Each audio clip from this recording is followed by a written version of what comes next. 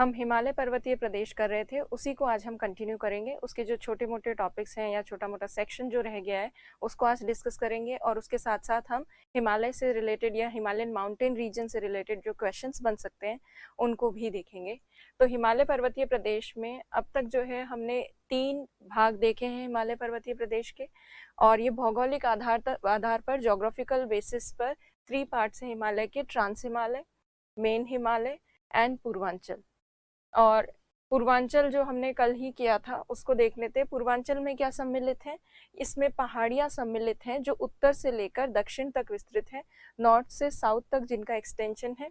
और ये जो पहाड़ियां हैं इनका निर्माण कैसे हुआ है? इंडो ऑस्ट्रेलियन और बर्मा प्लेट जो है, इंडो ऑस्ट्रेलियन और बर्मा प्लेट के कन्वर्जेंस से बने, और इनको हिमालय का पार्ट ना मान के इनको ज्यादा किसका पार्ट माना जाता है? अराकनियोमा पर्वत का। और अराकनियोमा पर्वत का ही आगे एक्सटेंशन क्या माना जाता है? अंडमान निकोबार द्वीप समूह जो है वो माने जाते हैं। अब इसमें कौन कौन सी पहाड़ियां सम्मिलित है ये हमने कल देखा था। एक तो है पटकाई नागा पहाड़ियां, बराइल पहाड़ियां, मणिपुर, मिजो, त्रिपुरा, ये सब पहाड़ियां इसका पार्ट है। गारो खासी जयंतियां इसका पार्ट नहीं है। किसका पार्ट है? वो मेघालय पठार का पार्ट भाग है गारो खासी जयंतियां। यहाँ पर मिकिर और रेंगमा नाम की जो पहाड़ियां हैं वो कर्बी आंगलोंग नाम का एक असम में पठार है, प्लेटो, उसका पार्ट है। और यहाँ पे हमने देखा कि बराइल नाम की जो श्रेणी है, रेंज, ये नागा हिल्स और मणिपुर हिल्स को अलग करती है, सेपरेट करती है। नागा पहाड़ियों और मणिपुर पहाड़ियों को पृथक करने वाली जो श्रेणी है वो है बराइल पहाड़ियां या बराइल रेंज। फिर हमने ये भी देखा कि यहाँ पर काफी ज्यादा वर्षा प्राप्त होती है इस क्षेत्र में। अच्छा, सारामती नाम की हमने सबसे ऊंची चोटी देखी थी नागा पहाड़ियों की, और मिजो पहाड़ियों का दूसरा नाम लुसाई पहाड़ियां, और सर्वोच्च चोटी जो है ब्लू माउंटेन, जिसे फांगपुई भी कहा जाता है। और बालू पत्थर से बनी ये पहाड़ियां जो हैं ये काफी ज्यादा मानसून पवनों से वर्षा प्राप्त करती हैं। रेनफॉल की वजह से यहाँ पर हाई वेजिटेशन और उसके साथ साथ बायोडाइवर्सिटी, जैव विविधता और वनस्पति दोनों ही ज्यादा पाई जाती हैं। और जैव विविधता को खतरा होने के कारण इसे इंक्लूड किया गया है विश्व के 36 हॉटस्पॉट्स में। मोलेसिस बेसिन हमने देखा था। मोलेसिस बेसिन के लिए कौन फेमस है? मिजोरम फेमस है, जहां असंगठित रूप से कई सारी चट्टानी मलबे जो हैं वो मिजोरम वाले क्षेत्र में देखने को मिलते हैं, वो मोलेसिस बेसिन कहलाता है। तो ये सब हमने पूर्वांचल में कल देखा था। अब जो है हिमालय पर्वतीय प्रदेश में और क्या चीज हमने देखी थी? भौगोलिक विभाजन के बाद हमने देखा था प्रादेशिक विभाजन या रीजनल डिवीजन हिमालयन माउंटेन का। तो ये भौगोलिक विभाजन में तो ट्रांस हिमालय वगैरह किए थे हमने, ट्रांस हिमालय, मुख्य हिमालय, पूर्वांचल। और रीजनल डिवीजन में हमने क्या किया? कश्मीर, कुमाऊं और नेपाल और असम हिमालय। अब ये जो कल हमने डिस्कस किया था उसको जल्दी से रिवाइज करते हैं। तो देखिए, प्रादेशिक जब हम आधार पे देखते हैं हिमालय को, तो सिंधु नदी से लेकर सतलज नदी के बीच में जो हिमालय का भाग है उसे कश्मीर हिमालय कहते हैं। और इसमें ये सारी श्रेणियां सम्मिलित हैं, जास्कर, उसके अलावा यहाँ बृहद हिमालय, पीर पंजाल वाली श्रेणी, शिवालिक रेंज। और मेनली ये कौन कौन से स्टेट्स में विस्तृत है? लद्दाख में है, जम्मू कश्मीर में है, पंजाब में थोड़ा सा पार्ट है, और हिमाचल प्रदेश में। अब ये जास्कर श्रेणी जो है ये आगे की तरफ तिब्बत में विस्तृत होती है, और जब ये तिब्बत में विस्तृत होती है तो उसकी वजह से क्या होता है? देखिए, ये दूसरे राज्यों में भी थोड़ा बहुत इसका प्रसार है जास्कर श्रेणी का। तो ये जास्कर रेंज तिब्बत में फैलती है, फिर यहाँ थोड़ा सा हिमाचल प्रदेश के बॉर्डर रीजन से होती भी जाती है, और यहाँ आगे चलकर उत्तराखंड का जो बॉर्डर रीजन है वहां पर थोड़ा सा जाकर ये लगती है जास्कर श्रेणी। तो जास्कर श्रेणी का अगर पूछा जाए कहाँ कहाँ है, तो थोड़ा लद्दाख में है, थोड़ा सा जम्मू कश्मीर का पार्ट, हिमाचल प्रदेश और उत्तराखंड।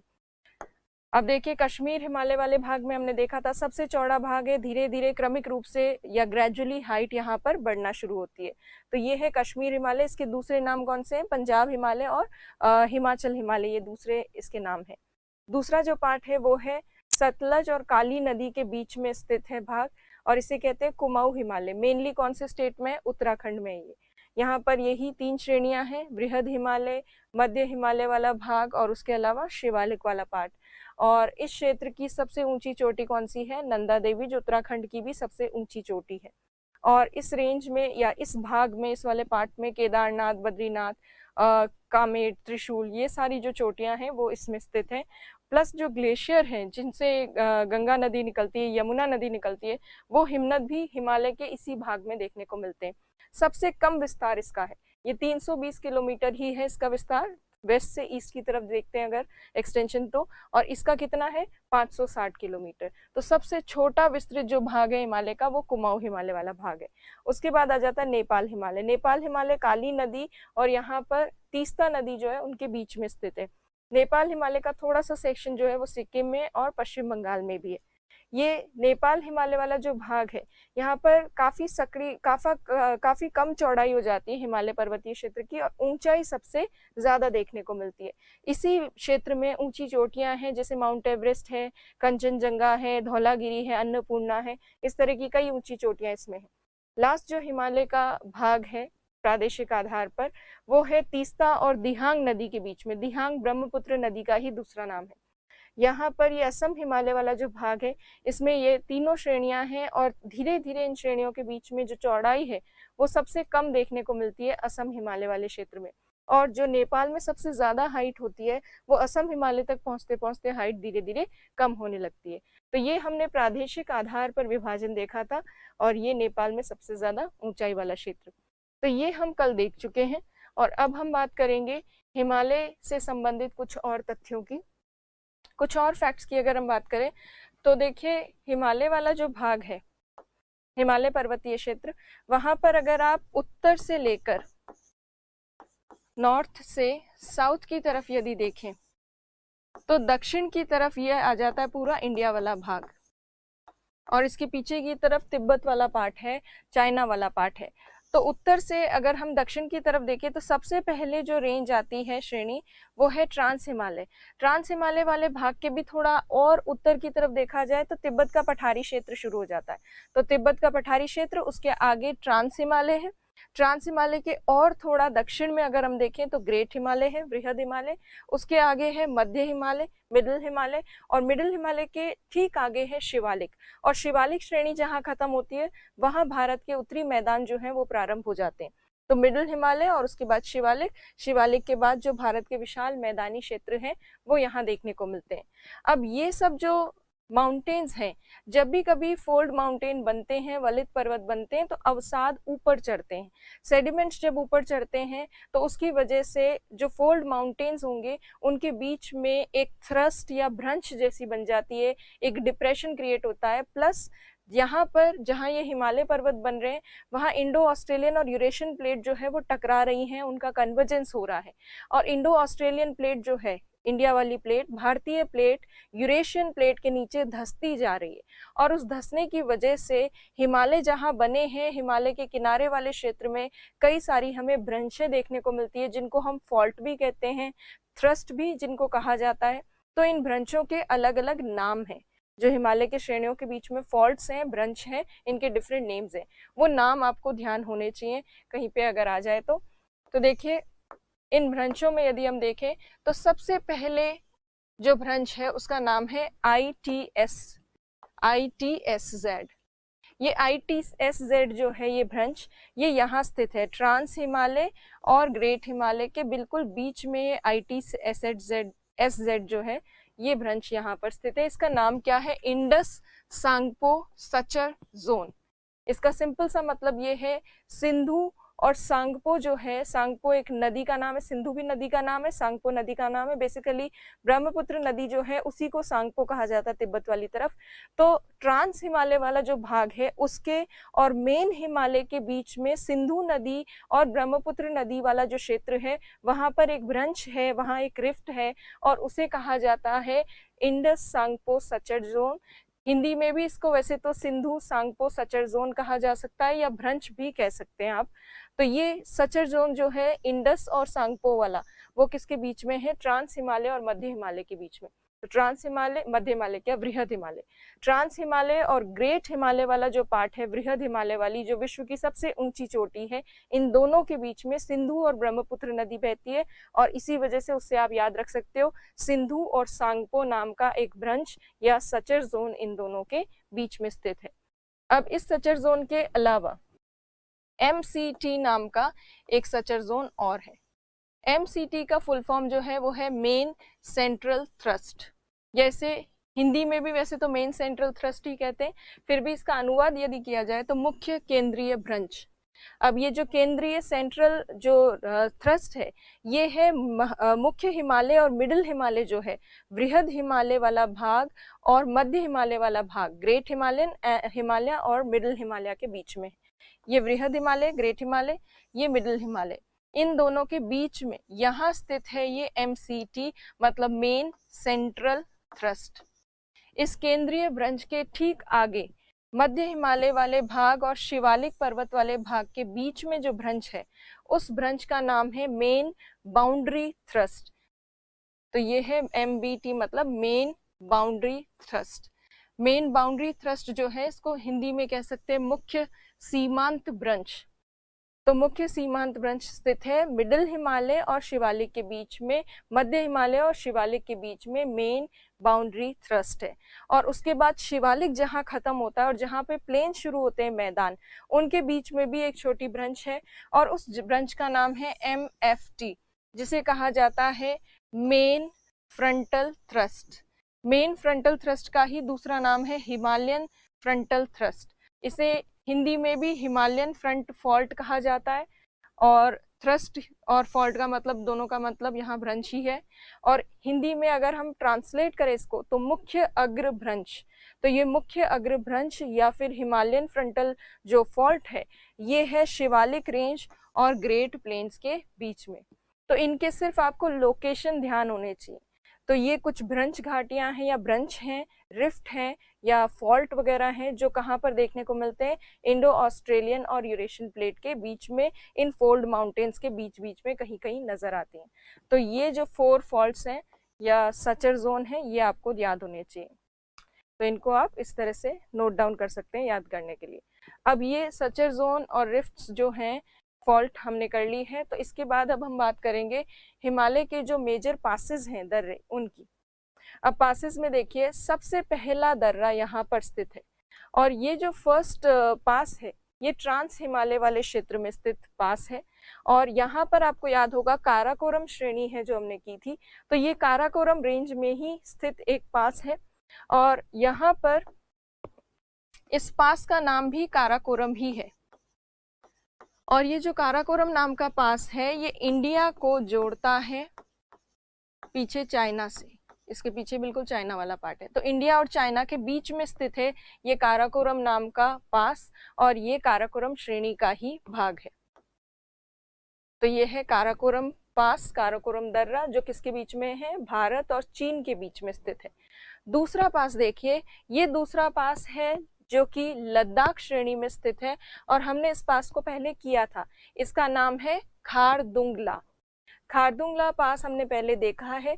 नुब्रा और श्योक नदी घाटी जो है, उसको ये लेह से जोड़ता है, या फिर हम कह सकते हैं नुब्रा और श्योक नदी घाटी को सिंधु नदी घाटी से जोड़ता है, क्योंकि लद्दाख के ठीक दक्षिण में, ठीक साउथ में लद्दाख रेंज के क्या है, इंडस रिवर वैली है। तो ये इंडस रिवर वैली को शोक नुब्रा रिवर वैली को कनेक्ट करता है, या लेह से कनेक्ट करता है नुब्रा वैली को। और ये जो पास है, इसी के माध्यम से सियाचिन ग्लेशियर तक पहुंचा जाता है। तो गेटवे टू सियाचिन भी कह सकते हैं इसको, क्योंकि इसी के माध्यम से आगे सियाचिन तक पहुंचा जा सकता है। उसके अलावा अगर हम पास देखें तो यहाँ पर एक पास है। अब यहाँ जो तीसरा नंबर पास है, ये वाला जो इंडिया का एरिया है, ये पीओके वाला एरिया है। यहाँ पर भी पीओके वाला एरिया है। ये जो पीओके वाला ये सेक्शन है, इसे कहते हैं यहाँ पर गिलगिट है, इस वाले भाग में। तो यहाँ जो ये पास बना हुआ है, ये मेनली जोड़ता है, यहाँ श्रीनगर है कश्मीर घाटी में, और कश्मीर वैली हमने की थी किसके बीच में, ग्रेट हिमालय, बृहद हिमालय और मध्य हिमालय के बीच में जो कश्मीर घाटी है, उसमें जो श्रीनगर स्थित है, श्रीनगर को पीओके वाले भाग से, और पीओके में भी खास तौर पर गिलगिट वाले भाग से जोड़ने वाला ये पास है। और इस पास का, इस तीसरे नंबर दर्रे का नाम है बुर्जिला। बुर्जिला पास श्रीनगर को पीओके से, मतलब गिलगिट वाले भाग से जोड़ता है। जहां पर भी जो भी पासेस पीओके से जोड़ते हैं इंडिया को, वो पासेस जो है वो सिक्योरिटी की, सुरक्षा की दृष्टि से बहुत संवेदनशील, सेंसिटिव हो जाते हैं। वहां से घुसपैठ गतिविधियां, इन्फिल्ट्रेशन आदि की बहुत समस्याएं रहती हैं। तो ये भी एक संवेदनशील और मेन पास है। उसके अलावा आप देखिए, यहाँ पर एक और दर्रा है। ये जो पास है, ये श्रीनगर को, यहाँ पर श्रीनगर है, बार बार हम श्रीनगर से कनेक्ट करने वाले डिफरेंट पासेस को देख रहे हैं, तो इस जगह श्रीनगर है। श्रीनगर वाला जो भाग है उसको पीछे की तरफ जो लेह वाला हिस्सा है या फिर सिंधु घाटी वाला या कारगिल वाला जो हिस्सा है उससे जोड़ने वाला यहाँ एक पास है। इस पास का नंबर है चौथा, और चौथा नंबर जो पास है ये है जोजिला पास, जोजिला दर्रा। ये जोजिला दर्रा जो है ये जोड़ता है यहाँ पर श्रीनगर को, जोड़ेगा आगे जाकर। श्रीनगर से जब निकलते हैं इस दर्रे के माध्यम से तो आगे आता है कारगिल वाला क्षेत्र, और श्रीनगर से कारगिल तक जाता है ये दर्रा, और उसके बाद कारगिल तक कनेक्ट करता है ये पास। उसके बाद कारगिल से होते हुए लद्दाख श्रेणी वाला जो भाग है उसके पास जाते हुए लेह तक जाया जा सकता है। तो ये जो पास है ये श्रीनगर को लेह से जोड़ने में काम आता है, और श्रीनगर से वैसे इससे कारगिल भी जाया जा सकता है। और श्रीनगर लेह का जो राष्ट्रीय नेशनल हाईवे है, राष्ट्रीय राजमार्ग नेशनल हाईवे, वो यहाँ से गुजरता है। उस नेशनल हाईवे का नाम है 1D। तो ये श्रीनगर से कारगिल, लेह आदि क्षेत्रों को जोड़ने वाला एक पास है, जम्मू कश्मीर और लद्दाख वाले क्षेत्र को कनेक्ट करता है। और ये वाला जो पास है ये भी सेंसिटिव है, सिक्योरिटी की दृष्टि से इम्पोर्टेंट है, क्योंकि यदि कहीं पर कारगिल की तरफ जाना हो सेना को या किसी भी और को तो इसी दर्रे का उपयोग किया जाता है। और ये नेशनल हाईवे 1D यहाँ से गुजरता है इस क्षेत्र से। इसके अलावा ये वाला जो पास है जो श्रीनगर को कारगिल से और फिर आगे चलकर लेह से जोड़ता है, और नेशनल हाईवे 1D यहाँ से गुजरता है। ये जो पास है ये मुख्यतः कश्मीर घाटी को, श्रीनगर किसमें, कश्मीर घाटी में ही है, तो कश्मीर घाटी को, श्रीनगर वाली कश्मीर घाटी को ये जोड़ता है आगे जाके द्रास घाटी से। तो जहां पर ये ग्रेट हिमालय वाले पार्ट में के आगे अगर देखेंगे तो एक द्रास नाम की नदी है। तो श्रीनगर को, कश्मीर घाटी वाले क्षेत्र को पीछे या उत्तर में जो द्रास नाम की घाटी है, द्रास नदी की घाटी, उससे कनेक्ट करने वाला है ये जोजिला पास। अभी कुछ समय पहले जोजिला टनल जो है वो निर्माणाधीन है और ये स्टार्ट किया गया है जोजिला टनल का काम। और ये टनल जो है ये ऑल वेदर टनल होगी। सामान्यतः क्या होता है, ये उत्तर भारत के जो भी पासेस हैं, जब सर्दियों में बर्फबारी होती है तो बर्फबारी के कारण ये बंद करने पड़ते हैं, काफी ज्यादा बर्फ इकट्ठी हो जाती है। अब जो जोजिला सुरंग बनाई गई है उस सुरंग के माध्यम से सर्दियों में भी वहां पर बर्फ नहीं होगी, सुरंग अलग से बना देंगे। कनेक्टिविटी सीधे कारगिल तक और आगे जाकर जो है, कारगिल तक तो ये सुरंग है ही, और आगे और उसको कनेक्ट करने में हेल्प मिलेगी। तो ये नई सुरंग जो है वो बनाई जा रही है। तो ये आपका होमवर्क है, आप थोड़ा जोजिला सुरंग जो है उसके बारे में और थोड़ी डिटेल्स देखना, कहाँ से कहाँ तक है, कितने किलोमीटर है, क्या इसका फायदा होगा और ये सब चीजें। तो ये जोजिला सुरंग के बारे में आप और स्टडी कर सकते हैं। तो जोजिला टनल भी इसी पास में बनाई जा रही है। उसके बाद अगर हम देखें, ये 5वां नंबर पास है। आपको पता है यहाँ पर श्रीनगर है, यहाँ पर श्रीनगर है।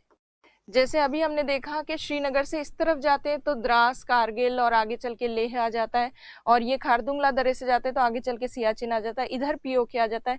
इस साइड भी श्रीनगर से जब जाते हैं तो यहाँ पे भी ये वाला पार्ट भी क्या है, पीओके, पाक ऑक्यूपाइड कश्मीर है।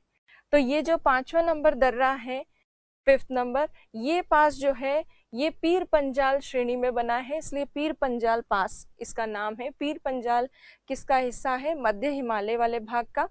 तो मिडिल हिमालय में ये पास है। आपको पता है श्रीनगर के दक्षिण में मध्य हिमालय है और श्रीनगर के उत्तर की तरफ बृहद हिमालय या ग्रेट हिमालय है। तो अभी जो हमने पासेस देखे थे बुर्जिला वगैरह, वो किसमें थे, ग्रेट हिमालय में, क्योंकि वो श्रीनगर को किसी नदन पार्ट से जोड़ रहे थे। श्रीनगर को दक्षिण में कोई किसी भाग से जोड़ने वाले जो पासेस हैं वो बने हुए मिडिल हिमालय में, और मध्य हिमालय वाले भाग को क्या कहा जाता है, यहाँ जम्मू कश्मीर में पीर पंजाल कहा जाता है। तो पीर पंजाल श्रेणी में स्थित है। ये पीर पंजाल नाम का ही पास है और ये श्रीनगर को कनेक्ट करता है पीओके के इस हिस्से से। तो अभी तक हमने 5 पासेस देखे हैं। सबसे पहला पास जो चाइना को और भारत को जोड़ता है, काराकोरम श्रेणी वाले क्षेत्र में है। दूसरा पास खारदुंगला जो लद्दाख श्रेणी में है और जोड़ता है किसको, श्योक और नुब्रा नदी घाटी को लेह से जोड़ता है या सिंधु नदी घाटी से जोड़ता है। चौथा पास जो है यहाँ श्रीनगर को कनेक्ट करता है द्रास नदी घाटी से, कश्मीर घाटी को द्रास नदी घाटी से जोड़ता है, और श्रीनगर को आगे कारगिल और आगे चलकर लेह से भी जोड़ता है। फिर ये जो तीसरा नंबर पास है ये श्रीनगर को गिलगिट से जोड़ता है, और ये 5वां नंबर श्रीनगर को पीओके से जोड़ता है, पाक ऑक्यूपाइड कश्मीर को। फिर उसके बाद यहाँ ये जो छठा नंबर पास है ये श्रीनगर को आगे चल के जम्मू से जोड़ता है। तो श्रीनगर तो घाटी क्षेत्र में है और जम्मू जो है वो बाहर है, तो श्रीनगर को आगे ये जम्मू से जोड़ने वाला पास है। तो ये देखिए ये 6th नंबर पास है, ये बनिहाल पास है। छठा नंबर जो पास है बनिहाल पास, यहाँ पे एक खास बात ये है कि यहाँ से जवाहर सुरंग, जवाहर टनल जो है वो यहाँ से गुजरती है। जैसे जोजिला वाले पास में जोजिला टनल बन रही है, यहाँ पर बनिहाल वाला जो पास है उसमें ऑलरेडी जवाहर सुरंग है, और जम्मू से जब कश्मीर की तरफ जाते हैं तो जवाहर सुरंग के माध्यम से जाते हैं। और एक नेशनल हाईवे यहाँ पर है, उसका नाम याद रखना है, नेशनल हाईवे 1A यहाँ से गुजरता है। तो ये हो गई 6th नंबर टनल क्या पास। उसके बाद अगर देखें तो यहाँ पर एक पास है। अब ये 7वां नंबर जो पास है ये यहाँ पर है हिमाचल प्रदेश राज्य, और ऊपर है लद्दाख, लद्दाख में है ऊपर यहाँ पर लेह। तो ये जो दर्रा है ये हिमाचल प्रदेश को जोड़ता है लेह लद्दाख से, लद्दाख के लेह शहर से। और यहाँ पर अगर हिमाचल प्रदेश के जिले की बात करें तो यहाँ हिमाचल प्रदेश का एक जिला है, एक डिस्ट्रिक्ट है जिसका नाम है लाहौल स्पीति। तो ये लाहौल स्पीति वाला जो जिला है उसे लेह से जोड़ने वाला पास है, और इस पास का नाम है बारालच्छा। अब ये बारालच्छा पास 7वां नंबर इंपॉर्टेंट पास है। सो ये बारालच्छा लाहौल स्पीति नाम का जो जिला है हिमाचल प्रदेश में उसको ये जोड़ता है लेह से। लेह कहाँ है? लद्दाख में। उसके आगे आप देखिए ये यहाँ पर एक और पास है, ये जो 8th नंबर पास है, इस पास का इस दर्रे का नाम है शिपकिला। शिपकिला, और ये जो शिपकिला पास है ये इम्पोर्टेंट इसलिए है क्योंकि इस दर्रे के माध्यम से सतलज नदी जो है ये भारत में प्रवेश करती, इस पास से होते हुए आती है, और इनफैक्ट सतलज नदी ने ही इस दर्रे का निर्माण किया है, इस पास का निर्माण किया है। तो सतलज नदी, तो ये अक्सर पूछा जाता है कि सतलज नदी जो है कौन से दर्रे के, कौन से पास के थ्रू इंडिया में एंटर करती है, प्रवेश करती है। तो शिपकिला दर्रे के माध्यम से सतलज नदी जो है यहाँ प्रवेश करती है भारत में। और उसके साथ साथ ये पास जो है ये कनेक्ट किसको कर रहा है, किन दो स्थानों को जोड़ रहा है? तो इंडिया को जोड़ रहा है चाइना के तिब्बत वाले भाग से। इंडिया में कौन से राज्य में है? हिमाचल प्रदेश में। तो हिमाचल प्रदेश और तिब्बत चाइना वाला जो भाग है उससे कनेक्टिविटी प्रोवाइड करवाता है ये पास। तो ये हो गया 8th पास, ये है शिपकिला जो हिमाचल प्रदेश और तिब्बत को जोड़ता है, सतलज नदी इसी के माध्यम से भारत में प्रवेश करती। उसके बाद ये 9th नंबर जो पास है, ये यहाँ पर जो पास है ये जोड़ता है मनाली को, यहाँ पर एक और नाम स्थान है केलोंग नाम का स्थान। सो मनाली को केलोंग नाम के स्थान से जोड़ता है। और अगर घाटी की बात करें तो यहाँ पर कुल्लू घाटी है, कुल्लू घाटी को ये पास यहाँ लाहौल स्पीति जो नाम का जिला है उसमें लाहौल स्पीति घाटी है, तो कुल्लू वैली को लाहौल स्पीति वैली रीजन से कनेक्ट करता है ये पास, और इसका नाम है रोहतांग पास, रोहतांग दर्रा। काफी फेमस है और अभी कुछ समय पहले न्यूज में भी था। अब न्यूज में क्यों था वो भी देखेंगे। तो देखिए रोहतांग पास यहाँ पर स्थित है, ये जोड़ता है मनाली को, मनाली वाला जो भाग है उसको यहाँ पीछे की तरफ केलोंग नाम का जो एक स्थान है लाहौल स्पीति जिले में हिमाचल प्रदेश के, उनसे जोड़ता है। और घाटी की वैली की अगर बात करें तो कुल्लू घाटी क्षेत्र को लाहौल स्पीति घाटी क्षेत्र से जोड़ने वाला है ये दर्रा। ये न्यूज में इसलिए था क्योंकि अटल सुरंग जो है, अटल टनल, वो यहाँ पर इनॉग्रेट की गई है। तो अटल टनल के बारे में भी आपको देखना है, ये आपका होमवर्क है कि क्या ऐसा है अटल टनल में हाल ही में जो इनॉग्रेट हुई है उसमें क्या क्या स्पेसिफिक फैसिलिटीज अवेलेबल होंगी। तो अटल टनल जो है उसका संबंध है रोहतांग नाम के पास से। अब रोहतांग पास आपने देख लिया हो तो आगे चलते हैं और बात करते हैं। अब जो पासेस हैं, जितने भी अब पासेस करेंगे, 4 प्रमुख पासेस हैं, 4 मेजर पासेस जो उत्तराखंड में है। और उत्तराखंड के ये जो पासेस हैं जितने भी हैं वो इंडिया को चाइना से जोड़ते हैं, मतलब उत्तराखंड वाले पार्ट को तिब्बत से जोड़ते हैं। तो यहाँ पर ये 10वां पास जो है, इस 10वें पास का नाम है थांगला।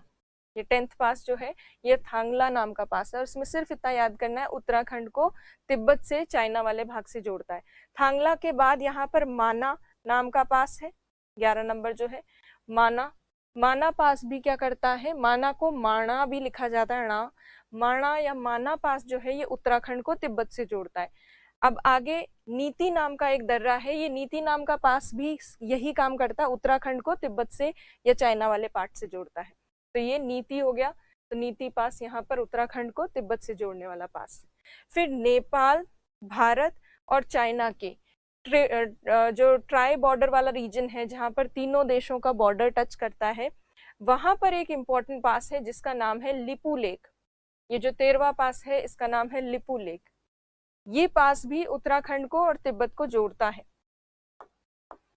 पर ये पास भी अभी कुछ दिनों पहले न्यूज में था, कुछ समय पहले। सबसे पहली इंपॉर्टेंट बात जो इस पास की है, माना कि उत्तराखंड को इधर तिब्बत वाले हिस्से से जोड़ता है। उसके साथ साथ इम्पोर्टेंट इस पास की इम्पोर्टेंस ये है कि इस दर्रे के माध्यम से कैलाश मानसरोवर की यात्रा की जाती। कैलाश मानसरोवर,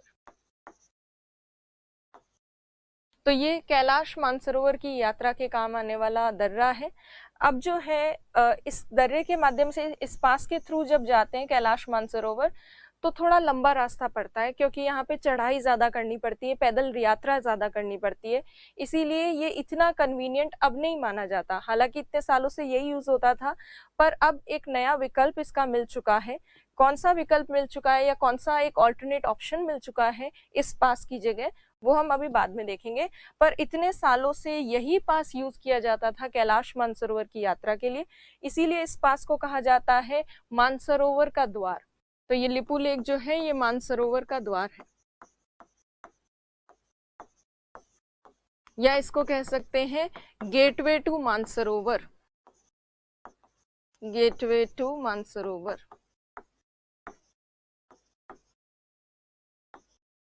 तो ये पास भी इम्पोर्टेंट है। प्लस इस पास में और क्या इम्पोर्टेंट चीज़ें हैं, तो जो भी पासेस हमें इंडिया और चाइना के बीच में है, जब भी इंडिया और चाइना के संबंध ठीक ठाक रहे हैं तब इन पासेस को खोला गया है। और पुराने समय में, प्राचीन काल में भी इन पासेस के माध्यम से, इन दर्रों के माध्यम से व्यापार किया जाता था भारत और इस तरफ जो चीन वाला क्षेत्र है उसके बीच में। तो ये जितने भी पास हैं ये सभी के सब जो है ट्रेडिंग के काम आते हैं, व्यापार के काम आते हैं। हालांकि डिपेंड करता है कि हमारा रिलेशन कैसा है। अगर अच्छी टेंशन वाला माहौल होता है तो पासेस को बंद कर दिया जाता है। अभी ये लिपू लेक पास क्यों न्यूज में था, क्योंकि नेपाल और भारत के बीच में काला पानी विवाद चल रहा था। काला पानी विवाद या काला पानी डिस्प्यूट। अब वो क्या था, क्यों चल रहा था, ये सब आप अंतर्राष्ट्रीय संबंध, इंटरनेशनल रिलेशन की जब आपकी क्लास होगी उसमें आप डिस्कस करेंगे। बट ये क्योंकि डिस्प्यूटेड रीजन है इसीलिए काफी ज्यादा न्यूज में चल रहा था। जो चीज न्यूज में ज्यादा होती है, हाईलाइटेड होती है, उसके पूछे जाने के चांसेस थोड़े ज्यादा होते हैं, तो इसलिए आपको ये ध्यान होना चाहिए। अब यहाँ पे हम उत्तर भारत के पासेस दर्रे कर चुके हैं। अब हम उत्तर पूर्व भारत में जाएंगे, नॉर्थ ईस्टर्न इंडिया में। नॉर्थ ईस्टर्न इंडिया में जाएं उससे पहले वापस से आप ध्यान से देख लीजिए, ये काराकोरम पास है, इंडिया चाइना को जोड़ता है। उसके बाद ये खारदुंगला पास है जो जोड़ता है श्योक नुब्रा घाटी को सिंधु नदी घाटी से, इंडस रिवर वैली और लेह से। ये यहाँ पर श्रीनगर स्थित है। श्रीनगर के चारों ओर पासेस हैं। एक पास तो जोड़ता है श्रीनगर को कारगिल से, लेह से और द्रास घाटी से। दूसरा यहाँ पे जो पास है ये जोड़ता है श्रीनगर को गिलगिट से। इस तरफ जो पास है ये जोड़ता है श्रीनगर को पीओके से। यहाँ जो पास है ये जोड़ता है श्रीनगर को जम्मू से, जम्मू से। और ये जो 6th नंबर पास है, इसी 6th नंबर पास से गुजरती है जवाहर सुरंग। ये सब हमने देखा। और यहाँ जोजिला पास में बन रही है जोजिला सुरंग। हिमाचल प्रदेश जो राज्य है, ये हिमाचल प्रदेश, हिमाचल प्रदेश के भी तीनों तरफ आपको 2-3 पासेस मिलेंगे इंपॉर्टेंट। हिमाचल प्रदेश को लेह की तरफ ले जाने वाला जो पास है उसका नाम है बारालच्छा पास। हिमाचल प्रदेश और हिमाचल प्रदेश के जो मनाली वाला जो क्षेत्र है, मनाली और लाहौल स्पीति वाला जो भाग है, उसके बीच में जो पास है उसका नाम है रोहतांग दर्रा, रोहतांग पास। और हिमाचल प्रदेश और तिब्बत के बीच में जो है उसका नाम है शिवकिला पास। तो हिमाचल प्रदेश के भी 2-3 तरफ, तीनों तरफ जो पासेस हैं वो ये हैं। फिर उत्तराखंड के 4 पासेस हमने किए, ये चारों उत्तराखंड के हैं। उत्तराखंड के पासेस में क्या है, थांगला, माना, नीति, और लिपू लेक। लिपू लेक सबके सब पास जो है कनेक्ट करते हैं तिब्बत से उत्तराखंड को। सबसे इंपॉर्टेंट है लिपू लेक जो न्यूज में था। तो ये हमने नॉर्थ इंडिया के पासेस कर लिए। अब हम नॉर्थ ईस्ट इंडिया की तरफ चलते हैं। यहाँ सिक्किम जो है, सिक्किम में दो मेजर पासेस हैं, नाथुला और जलीपला। दोनों ही काफी इंपॉर्टेंट है। यहाँ पर ये पहला जो पास है ये है नाथुला दर्रा। नाथुला पास जो है यहाँ सिक्किम को जोड़ता है तिब्बत से, सिक्किम को चाइना से जोड़ता है। और प्राचीन काल में एक प्राचीन रेशम मार्ग हुआ करता था, ancient silk route. Silk route, वो रेशम मार्ग जो है इसी दर्रे के माध्यम से जाता था, गुजरता था। तो ये प्राचीन काल में जो रेशम मार्ग था इंडिया से होते हुए जो सिल्क जाता था, उस सिल्क का रूट जो है वो इसी पास से होते हुए जाता था। और ये नाथुला पास जो है अभी कुछ समय पहले न्यूज में भी था, जब इंडिया और चाइना के बीच में विवाद चल रहे थे, भूटान वाला जो इश्यू चल रहा था, उस समय नाथुला पास को बंद किया गया था। नाथुला पास और यहाँ पर जो जलीपला पास है, ये दोनों ही पासेस हमारे लिए स्ट्रेटेजिकली और सिक्योरिटी के पॉइंट ऑफ व्यू से बहुत इंपॉर्टेंट है, सुरक्षा और सामरिक दृष्टि से महत्वपूर्ण है।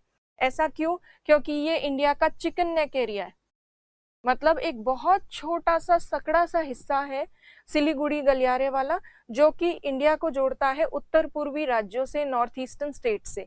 अगर किसी भी कारणवश चाइना इसके ऊपर कब्जा कर ले, अगर इन केस पर, तो उस स्थिति में क्या होगा, हमारा जो इंडिया का जो कनेक्शन है पूरे नॉर्थ ईस्टर्न इंडिया से, कनेक्टिविटी हमारी एकदम से बंद हो सकती है।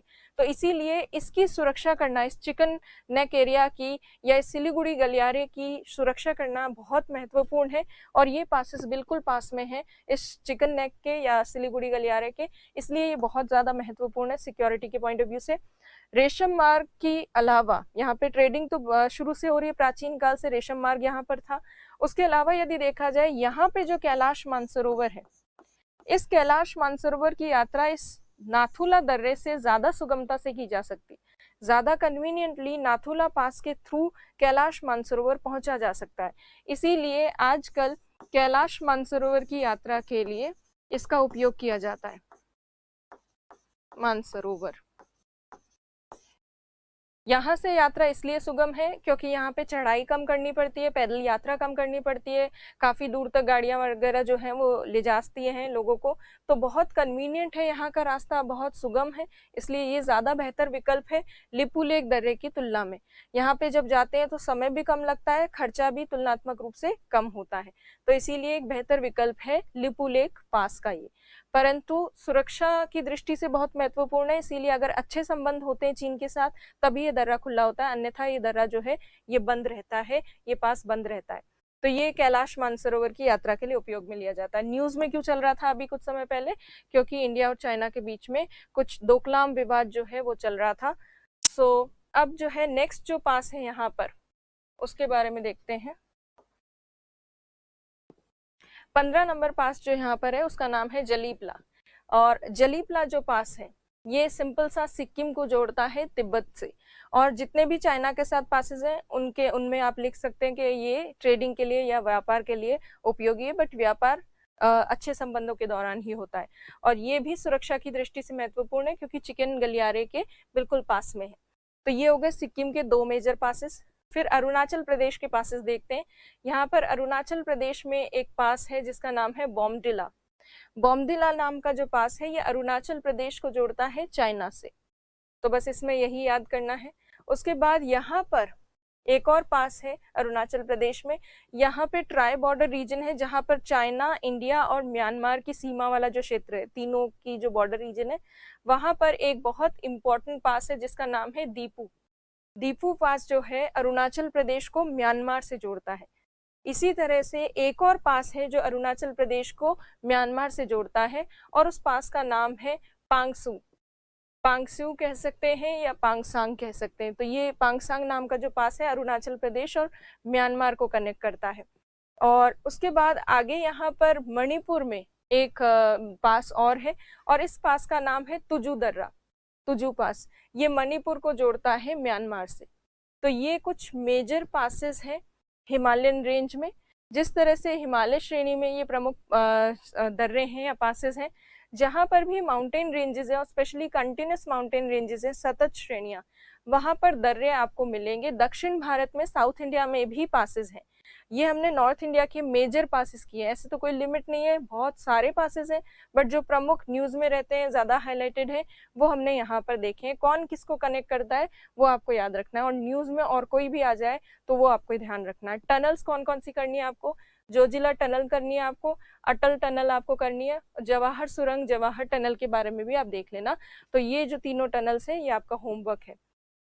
अब जो है, अच्छा, जब आप राजस्थान करेंगे तो राजस्थान में भी आप देखेंगे अरावली में भी कई सारे दर्रे हैं, वो राजस्थान ज्योग्राफी करते समय पढ़ेंगे।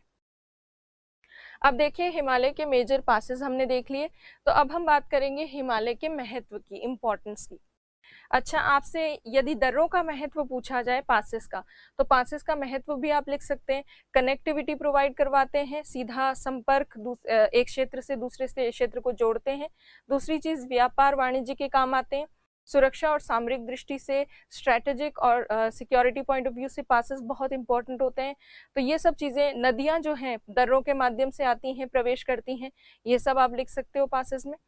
और हिमालय के महत्व की, इंपॉर्टेंस की यदि बात करें, तो हिमालय पर्वत जो है जलवायु को, भारत की जलवायु को बहुत बड़े स्तर पर प्रभावित करता है। कैसे करता है वो देखिए।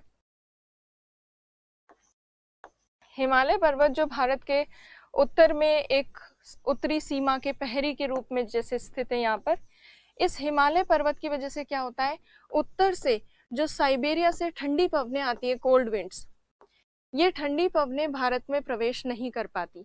इसीलिए भारत में शीतोष्ण और उष्ण दोनों तरह के जोन्स हैं। हमने स्टार्टिंग में किया था, टेम्परेट और ट्रॉपिकल दोनों तरह के जोन्स हैं इंडिया में। उसके बावजूद इंडिया में ओवरऑल अगर हम बात करते हैं, संपूर्ण भारत में एक उष्ण कटिबंधीय मानसून जलवायु जो है उसका प्रभाव ज्यादा देखने को मिलता है। भले ही हमारे यहाँ शीतोष्ण कटिबंधीय क्षेत्र हो, टेम्परेट जोन हो, फिर भी हम ठंडी पवनों से बचे रहते हैं। क्यों बचे रहते हैं? क्योंकि ऊपर हमारे यहाँ पर भारत के ऊपरी भाग में हिमालय पर्वत है जो ठंडी पवनों को भारत में प्रवेश नहीं करने देता। दूसरा जो लाभ है इसका हिमालय पर्वत का, वो ये है कि जब मानसून पवनें आती हैं आर्द्रता युक्त, वर्षा लेकर जब मानसून पवनें आती हैं तो इनको यहीं रोक लेता है हिमालय पर्वत। इसी वजह से ये मानसून पवनें यहाँ भारत में ही वर्षा करती हैं। और अगर यहाँ पर ये हिमालय नहीं होता तो मानसून पवनें सीधे चले जाती चाइना की तरफ, तिब्बत की तरफ, और वहां जाकर बारिश करती। हो सकता है यहाँ पर भारत में इस एरिया में वर्षा ज्यादा प्राप्त ना होती। जैसे अगर आप देखें, हिमालय पर्वत जो है वो तो मानसून पवनों को रोककर वर्षा करवा रहा है, वहीं दूसरी तरफ आप अगर राजस्थान में देखेंगे तो राजस्थान में अरावली पर्वत जो है वो मानसून पवनों के समानांतर है, पैरेलल है। इसलिए मानसून विंड्स अरावली माउंटेन के सीधा पास से निकल जाती हैं, पर वेस्टर्न राजस्थान में ज्यादा बारिश नहीं कर पाती मानसून विंड्स, क्योंकि अरावली पर्वत उनके आड़े नहीं खड़ा और उनको रोकता नहीं मानसून पवनों को। तो सोचिए, जिस तरह से पश्चिमी राजस्थान की स्थिति है उसी तरह की स्थिति यहाँ पर होती अगर हिमालय पर्वत वर्षा नहीं रोकता या वर्षा युक्त पवनों को नहीं रोकता। इसीलिए रेनफॉल या ह्यूमिडिटी या मॉइस्चर कंटेनिंग विंड्स को रोकने में इस हिमालय पर्वत का बहुत बड़ा योगदान है। तो बड़े स्तर पर जलवायु को प्रभावित करता है, ठंडी पवनों को आने नहीं देता, मानसून पवनों को भारत में वर्षा करने के लिए बाध्य करता है। It stops the cold winds coming from Siberia and compels monsoon winds to cause rainfall in India. दूसरा महत्व देखें पर्यटन की दृष्टि से, टूरिज्म के पॉइंट ऑफ व्यू से बहुत इंपॉर्टेंट है। यहाँ बहुत सारे हिल स्टेशंस हैं, वैलीज हैं, घाटियां हैं, कई सारे पर्वतीय स्थल हैं जो कि काफी इंपॉर्टेंट है। तो ये पर्यटन की दृष्टि से महत्वपूर्ण है। आपको पता है ये सब लोग जाते हैं इस एरिया में घूमने, कुल्लू मनाली, शिमला, नैनीताल। फिर है जैव विविधता, बायोडाइवर्सिटी के पॉइंट ऑफ व्यू से भी इंपॉर्टेंट है। क्यों इंपॉर्टेंट है? क्योंकि जहाँ पे भी पर्वतीय क्षेत्र होते हैं, माउंटेन, वहां पर अलग अलग हाइट पर आपको अलग अलग तरह की वनस्पति देखने को मिलेगी। जैसे नीचे अगर आपको सब ट्रॉपिकल और ट्रॉपिकल वेजिटेशन दिख रही है, तो थोड़ा अगर आप ऊपर जाएंगे तो आपको कोणधारी वन भी मिलेंगे, कोनिफेरस फॉरेस्ट भी मिलेंगे। तो अलग अलग टाइप की वेजिटेशन देखने को मिलती है। इसका मतलब डाइवर्स आपको वेजिटेशन मिल रही है, वनस्पति में विविधता मिल रही है बहुत सारी, और घने वन है यहाँ पर, खास तौर पर उत्तर पूर्वी भारत में, और उन वनों में बहुत सारे वन्य जीव पाए जाते हैं। तो जैव विविधता की दृष्टि से बहुत महत्वपूर्ण है, वनस्पति भी और वन्य जीव की दृष्टि से भी। तो बायोडाइवर्सिटी इस पूरे एरिया में ज्यादा है। इसी वजह से हिमालय वाले क्षेत्र में कई सारे नेशनल पार्क्स हैं, राष्ट्रीय उद्यान है। अब आप राष्ट्रीय उद्यान जो है वो हम जब करेंगे चैप्टर तब करेंगे, पर आपको थोड़ा बहुत जो नेशनल पार्क्स के नाम बीच बीच में आते हैं, उनको थोड़ा ध्यान रखना है। नंदा देवी वाला जो क्षेत्र है वहां पर एक नेशनल पार्क है। इसी तरह से और भी बहुत सारे नेशनल पार्क्स हैं इस हिमालय क्षेत्र में। तो जितने नेशनल पार्क्स आपको पता हो अपने आंसर में आप एग्जाम्पल के तौर पर लिख सकते हो कि जैव विविधता संपन्न है, इसीलिए जैव विविधता के संरक्षण हेतु, कंजर्वेशन के लिए यहाँ पर राष्ट्रीय उद्यान है जिसके नाम ये है। तो ये जैव विविधता के पॉइंट ऑफ व्यू से भी इम्पोर्टेंट है। फिर है इंडिया के नॉर्थ में, उत्तरी भाग में पूरा हिमालय पर्वत विस्तृत है, तो ये एक हमको नेचुरल बाउंड्री प्रोवाइड करवाता है, प्राकृतिक सीमा उपलब्ध करवाता है। इसी वजह से प्राचीन काल में जब भी भारत पे हमले हुए हैं तो उत्तर वाले भाग से थोड़े कम हुए हैं, और जहां पर पर्वत नहीं थे वहीं से हमारे इंडिया में जो है प्राचीन काल में हमले हुए हैं। तो ये प्राकृतिक सीमा के रूप में कार्य करता है।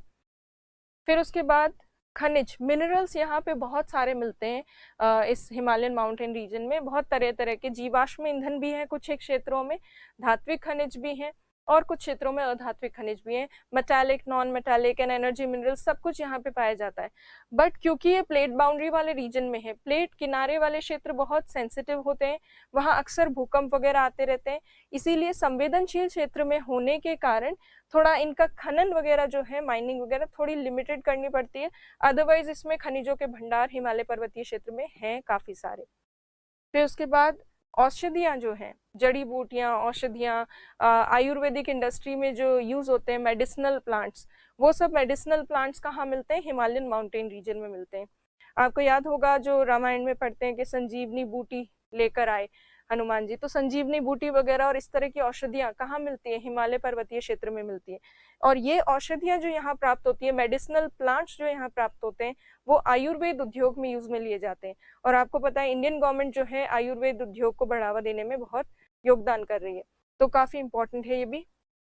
फिर तीर्थ स्थल, काफी सारे तीर्थ स्थल यहाँ पर हैं, केदारनाथ, बद्रीनाथ, इन सब के अलावा केवल हिंदू टूरिस्ट स्पॉट, हिंदू जो रिलीजियस सेंटर्स है उन्हीं का नाम आपको नहीं लिखना है। अगर आप देखेंगे यहाँ बहुत सारे बौद्ध मठ भी हैं, और बौद्ध मठों के अलावा यहाँ पर गुरुद्वारे भी हैं कुछ एक क्षेत्रों में, और इस क्षेत्र में कई सारे दरगाह वगैरह भी हैं। तो कुछ एक एक एग्जाम्पल सभी धर्मों के जो तीर्थ स्थल हैं उनके आपको लेने हैं।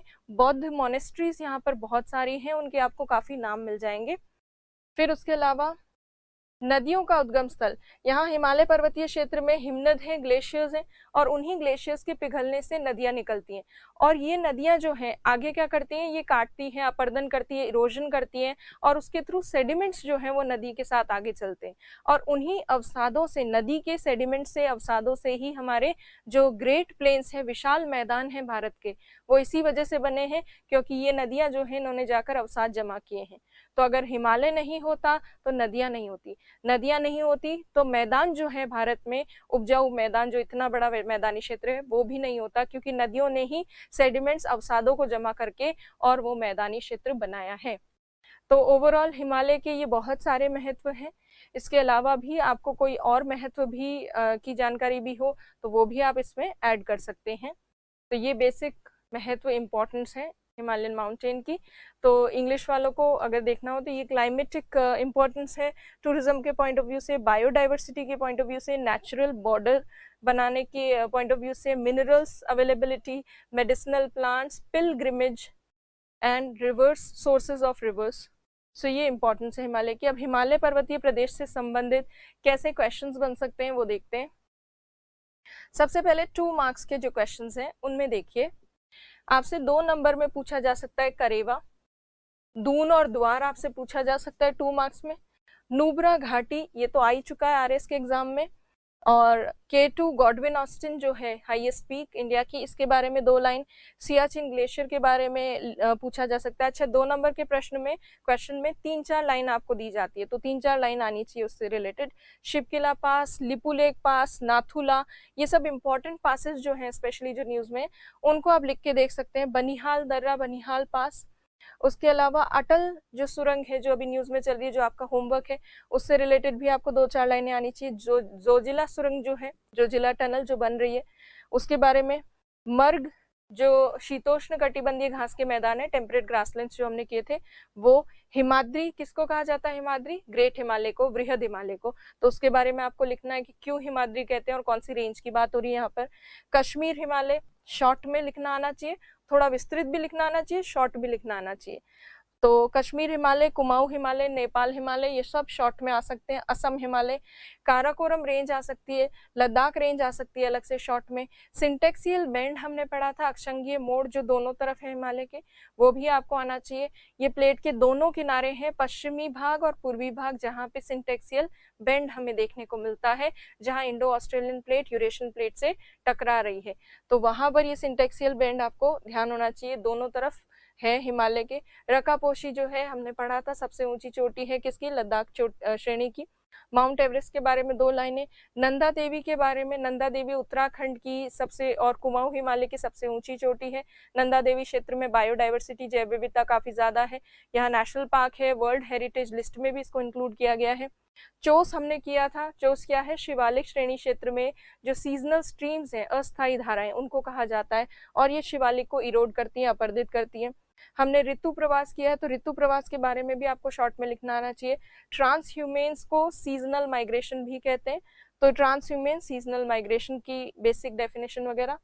फिर हमने जियोसिंक्लाइन थ्योरी की है कोबेर की, तो उसमें बताया गया है टेथिस जियोसिंक्लाइन के बारे में, टेथिस भूसन्नति के बारे में। तो आपको पहले ये लिखना है कि टेथिस भूसन्नति किसको कहते हैं, किन 2 भूभागों के बीच में थी, लैंड मासेस के बीच में थी, और इसकी वजह से हिमालय पर्वत कैसे बने हैं, वो थोड़ा सा शॉर्ट में लिखना है।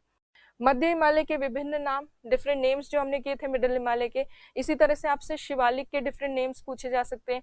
आपसे शॉर्ट में ये कहा जा सकता है कि हिमालय की जो ऊंची चोटियां हैं, उनमें से किन्हीं 5 ऊंची चोटियों के नाम लिखिए। तो कुछ हाईएस्ट पीक्स के नाम भी पता होने चाहिए आपको, और कुछ एक हाईएस्ट पीक्स के आप जो हाइट है उसका नंबर भी आप याद कर सकते हो, ताकि आपका आंसर में थोड़ा सा फैक्चुअल डेटा भी चला जाए। फिर अगर हम 5 नंबर के क्वेश्चंस की बात करें, 5 नंबर के क्वेश्चन में आपसे ट्रांस हिमालय पूछा जा सकता है। 5 नंबर मतलब आपको 8 लाइनें लिखनी होंगी। तो वही ट्रांस हिमालय में आप बेसिक लिखेंगे कि कौन कौन से राज्यों में है मेनली, और मुख्य हिमालय के वृष्टि छाया क्षेत्र में, रेन शैडो रीजन में, एरिड कंडीशंस हैं, शुष्क परिस्थितियां, 3 रेंजेस हैं, और 3 रेंजेस के नाम क्या है। उनमें से K2 जो भारत की सबसे ऊंची चोटी और विश्व की दूसरी सबसे ऊंची चोटी, वो ट्रांस हिमालय का ही भाग है, प्लस लद्दाख का पठार यहाँ स्थित है जो भारत का सबसे ऊंचा पठार है, वो सब आपको लिखना है। मुख्य हिमालय, मेन हिमालय में आपको लिखना है कि दोनों तरफ सिंटेक्सियल बेंड है, पश्चिम में चौड़ा है, पूर्व में थोड़ा सकड़ा है, 2400 किलोमीटर की दूरी में विस्तृत है, नेपाल वाला सेक्शन सबसे ऊंचा है, और इसमें 3 श्रेणियां हैं, और इसका दक्षिणी ढाल जो है वो तीव्र है, स्टीप स्लोप है, और उत्तरी ढाल थोड़ा मंद है। और तीनों श्रेणियों के नाम लिखने, बृहद हिमालय, मध्य हिमालय और Shivalik, great Himalaya, middle Himalaya and Shivalik. फिर उसके बाद बृहद हिमालय, अलग से ये श्रेणी पूछी गई है ग्रेट हिमालय की, तो इसमें आपको वही ग्रेट हिमालय में जो हमने लिखा है जितना वही करना है कि इसमें माउंट एवरेस्ट स्थित है, वर्ल्ड की सबसे ऊंची चोटी श्रेणी है, और हिमनद है, ग्लेशियर्स जिनसे भारत की नदियां निकलती हैं, वो सारी चीजें, प्लस इसमें बहुत सारे पासेस हैं जो अभी हमने किए थे, बुर्जिला वगैरह, वो सब मेनली पासेस जो है वो ग्रेट हिमालय में, क्योंकि ग्रेट हिमालयन रेंज कंटिन्यूस है, सतत है। फिर मिडिल हिमालय, मध्य हिमालय वाले भाग के बारे में जो हमने किया वही आपको लिखना है कि कई सारे प्रादेशिक नाम हैं, और मध्य हिमालय में मर्ग और बुग्याल प्याला नाम के घास के मैदान होते हैं, विकसित होते हैं, ये सब चीजें आपको लिखनी है।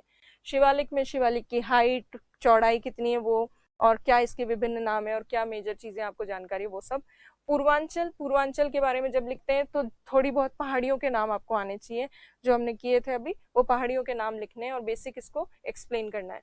कश्मीर हिमालय, कुमाऊं, नेपाल और असम हिमालय जो हमने किया है उतना ही 5-5 नंबर में आपको बेसिक लिखना है।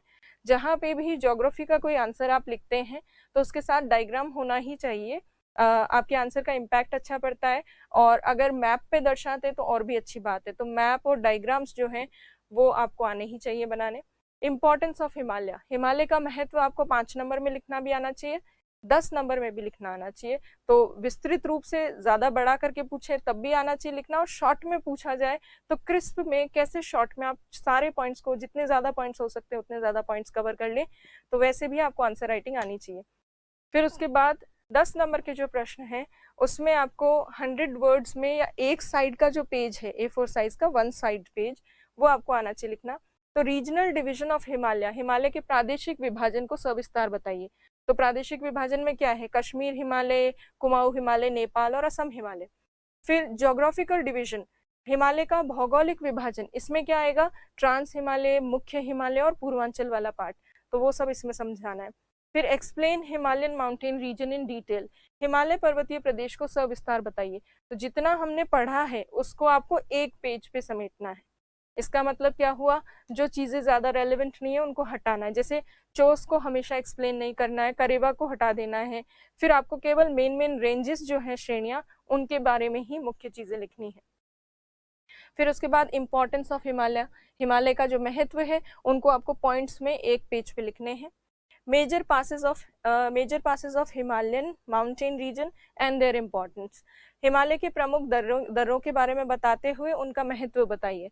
तो पासेस जितने आपको जानकारी है हिमालय वाले क्षेत्र के ही बताने, दक्षिण भारत के नहीं बताने। पासेस बताने के साथ साथ उनका क्या महत्व होता है और क्या महत्व है वो आपको जानकारी इसमें देनी है। फिर theories related to origin of Himalaya, Himalaya की उत्पत्ति से संबंधित सिद्धांतों के बारे में बताइए। तो उसमें आपको कौन से दो मेन सिद्धांत बताने, वैसे तो बहुत सारे सिद्धांत है पर दो सिद्धांत प्रमुख है जिनमें सम्मिलित है कोबेर का सिद्धांत जियोसिंक्लाइन वाला और प्लेट टेक्टोनिक थ्योरी। तो दोनों ही तरीके से कैसे हिमालय बनता है वो आपको डिटेल में एक्सप्लेन करना है। तो आरएस के सिलेबस में या आरएस जो स्टूडेंट्स हैं उनको तो इस तरह से प्रैक्टिस करनी है। इन केस कोई आईएएस के स्टूडेंट्स हैं तो आईएएस के स्टूडेंट्स किस तरह से प्रैक्टिस करें और किस तरह से आते हैं क्वेश्चंस, तो उसमें शॉर्ट आंसर्स तो आते नहीं है, लॉन्ग आंसर्स ही आते हैं और उसमें भी 250 वर्ड्स की लिमिट होती है, 200-250 वर्ड्स। तो आपको लंबा आंसर लिखना है इन केस आईएएस के लिए लिख रहे हैं तो। और आईएएस में जब आता है तो ज्यादा कौन से क्वेश्चन आने की चांसेस हैं, थ्योरी रिलेटेड जो क्वेश्चन है वो आ सकता है, plate tectonic theory, geosyncline theory related question. और ये पूछा जा सकता है कि भारत का जो उत्तरी भाग है, नदन पार्ट है, हिमालयन माउंटेन वाला रीजन, वहीं पर इतने सारी पर्वत श्रेणियां क्यों मिलती है, उसके पीछे कारण क्या है। तो ये जो इनडायरेक्ट क्वेश्चन है वो आपसे प्लेट टेक्टोनिक थ्योरी के बारे में ही पूछ रहा है। तो इस तरह से भी पूछा जा सकता है आपसे आईएएस में। और आईएएस में जो मेनली क्वेश्चंस होते हैं वो थोड़ा घुमा फिरा के पूछे जाते हैं और कहीं ना कहीं फिजिकल ज्योग्राफी की जो कॉन्सेप्ट्स है वो आपसे पूछने का प्रयास होता है, सीधे फैक्चुअल और इस तरह के क्वेश्चंस आईएएस में नहीं पूछे जाते। बट फिर भी ये सबको प्रैक्टिस करनी है, राइटिंग प्रैक्टिस, उससे ये क्वेश्चंस अगर आप लिखेंगे तो आपको ये पता चलेगा कि कैसे सिलेक्टिवली लिखना है, क्या छोड़ना है, क्या रखें, क्या छोड़ें, वो चीज़ें जो है वो आपको क्लियर हो जाएंगी। तो ये आंसर प्रैक्टिस कीजिएगा आप, और आपस में आंसर लिख के और आप जो डिस्कशंस वाला सेक्शन है उसमें अपना पेज डाल सकते हैं, अपने फ्रेंड्स के आंसर को रिव्यू कर सकते हैं, एक दूसरे के आंसर्स आप रीड करेंगे तो आपको आइडियाज़ मिलेंगे और ज़्यादा, और क्रिएटिविटी जो है वो एनहांस होगी आपकी। तो इसके जो हिमालयन माउंटेन रीजन है इससे रिलेटेड जो भी क्वेश्चंस हैं उनको लिखिएगा, और भी कोई क्वेश्चन आपको सूझ रहा हो तो उसकी भी आप प्रैक्टिस कीजिएगा। चलिए, थैंक यू। कल हम नदन प्लेन रीजन को डिस्कस करेंगे, उत्तरी मैदानी प्रदेश को। Thank you.